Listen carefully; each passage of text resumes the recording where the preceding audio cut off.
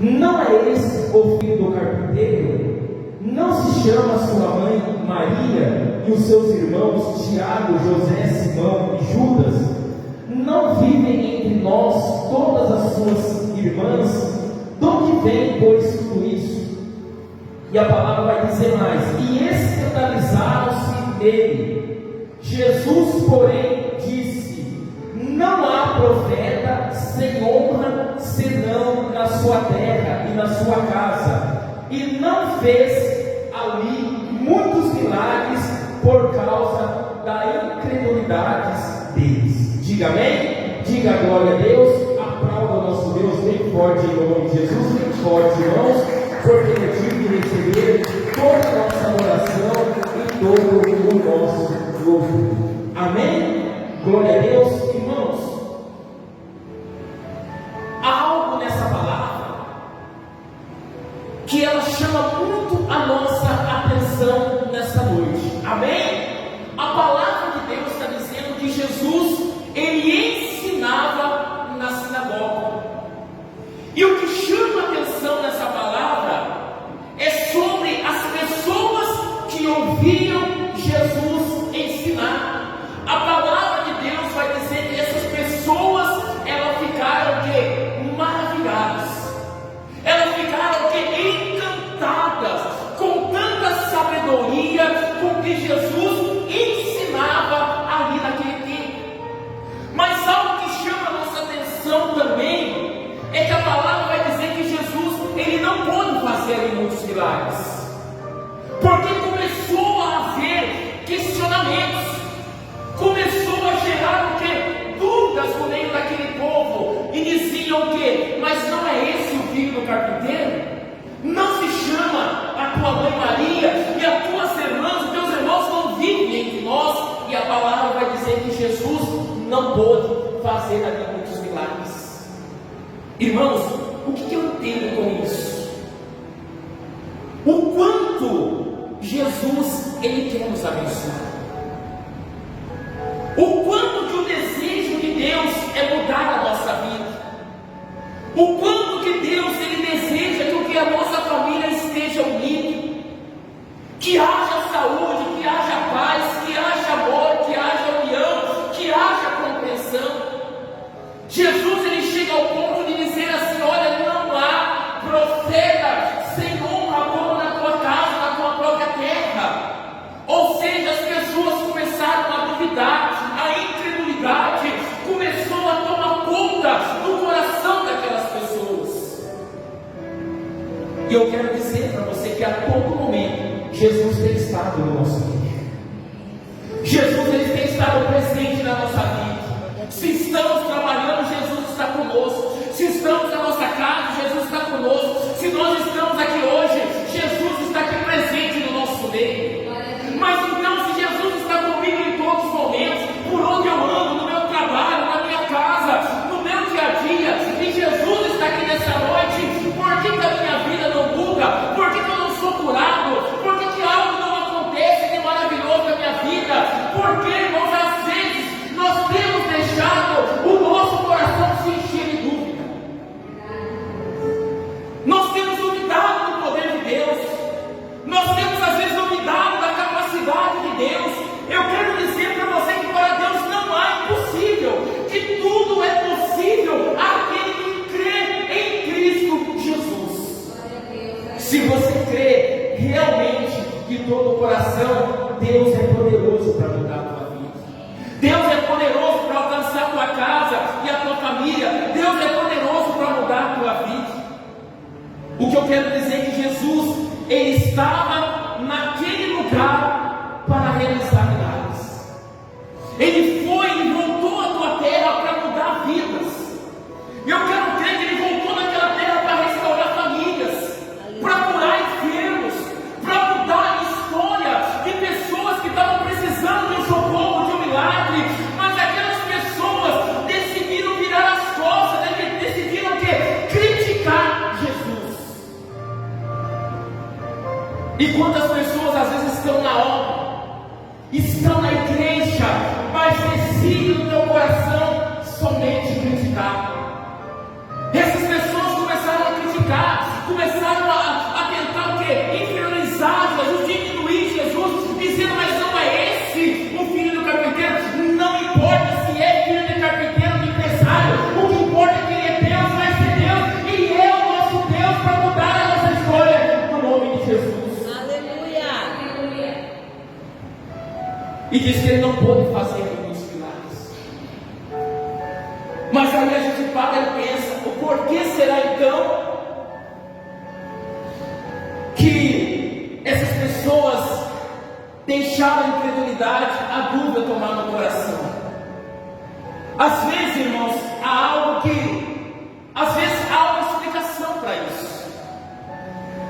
E você deve estar se perguntando, mas então qual é a explicação para aquelas pessoas que deixam a incredulidade, a dúvida tomar conta do coração? Às vezes a resposta está em 1 Tessalonicenses capítulo 5, 17. E o que está escrito em 1 Tessalonicenses 5, 17? Orar sem cessar. Às vezes o que falta é oração. Às vezes o que falta é comunhão. Às vezes o que falta é consagração. Porque Deus ele vai dizer assim, olha, sede santo porque eu sou. E a Bíblia vai dizer, sem santificação, ninguém verá quem? Deus. É forte isso. Então como que eu quero ver a Deus de qualquer jeito? Como que eu vou ver Deus realizando um milagre se eu não busco? Se eu não adoro? Se eu não pago preço em buscar a Deus? Se por qualquer tempo, frio, calor, seja o que acontece, a gente já não vem buscar a Deus? É a palavra que está dizendo, irmãos, a gente é necessário que se santificar. O que é se santificar? Se separar para adorar a Deus. Eu quero crer que quando Jesus ele foi na sua terra, aquelas pessoas não estavam preparadas. Aquelas pessoas estavam de qualquer maneira. Por isso que os olhos dela não conseguiam ver Deus em Jesus.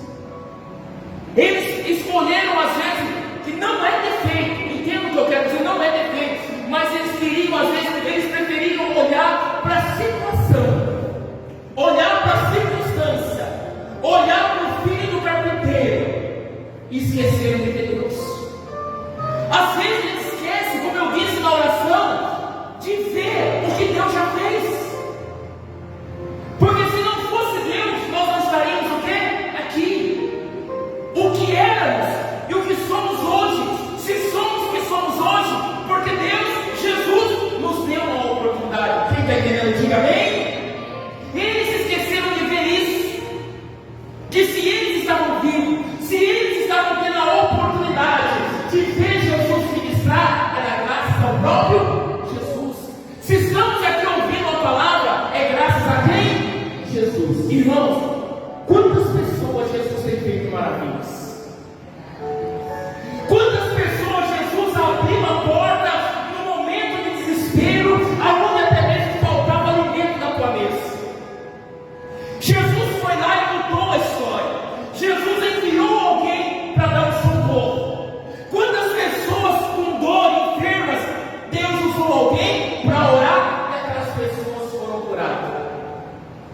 Mas não, parece que há uma cegueira espiritual. Estão se esquecendo de olhar para Deus, para Jesus, como o único e suficiente Salvador. O que a palavra de Deus ela vai dizer para nós? Que Jesus é o único caminho. Irmãos, nós precisamos entender que não há outro caminho além de Jesus. Não há outro Deus além de Jesus. Nós precisamos entender que nós precisamos ser adoradores em espírito e em verdade. Ou seja, com inteireza de coração, não de qualquer forma. Nós precisamos adorar a Deus de todo o nosso coração. Irmãos, quando eu parei para meditar nessa palavra, eu comecei a perceber o havia perdido naquele momento? Quantas pessoas perderam, irmãos, de ouvir o próprio Jesus pregar? Quantas pessoas perderam de ver sinais e maravilhas acontecer? Quantas pessoas perderam de ser curadas? Quantas pessoas perderam de ver o sobrenatural de Deus porque deixaram a incredulidade e a dúvida tomar conta do coração? Deixaram o espírito de crítica entrar na tua vida? Quantas pessoas hoje, no nosso meio, no nosso dia a dia, estão perdendo grandes maravilhas, estão perdendo grandes milagres, estão perdendo de viver o melhor de Deus, porque deixam o espírito da crítica tomar conta do coração, deixa a incredulidade, deixa a dúvida tomar conta do coração. E Jesus ele está dizendo aqui: olha, não há profeta sem honra como na sua própria casa e meio à família. Aí alguns podem dizer assim: lógico que é, mas às vezes o profeta dentro da tua própria família. Jesus ele fala da tua própria casa. O que a Bíblia diz que nós somos? Templo de quê? Do Espírito Santo. Nós somos morada de quem? Jesus. Ele não está tendo a honra devida na nossa vida. Quantas pessoas não estão honrando a Deus com a tua vida, mas estão desonrando com as tuas atitudes, com a tua falta de vontade, com a tua incredulidade, estão desonrando a Deus. Irmãos, se você quer ter uma vida de vitória, uma vida de bênção, honre mais a Deus. Passe a honrar, passe a fazer o melhor para Deus, passe a dedicar mais a Deus, passe a se empenhar mais a Deus, e você vai ver o melhor de Deus acontecer na tua vida. Muitas pessoas estão perdendo, irmãos, grandes maravilhas, grandes milagres, grandes bens. Muitas pessoas estão perdendo de ter uma família de paz, de bênção, de amor, cheio da presença de Deus, porque não tem honrado ao Senhor Jesus Cristo. O quanto essas pessoas perderam, irmãos, porque a Bíblia vai dizer que eles escandalizaram em Jesus, porque olharam para o filho do carpinteiro e não olharam para Deus, não olharam para o Senhor Jesus, não olharam para o autor e consumador da nossa fé, não olharam para aquele que entregou a vida na cruz. E quantas pessoas não estão olhando Jesus mais? Estão desviando o olhar, estão olhando mais para a esquerda, estão olhando mais para a direita, estão, infelizmente, olhando para trás e não estão olhando para o alto de Jesus. Não tire os olhos de Jesus. Aleluia, Deus. E seja na tua vida ricamente abençoado. Glória a Deus.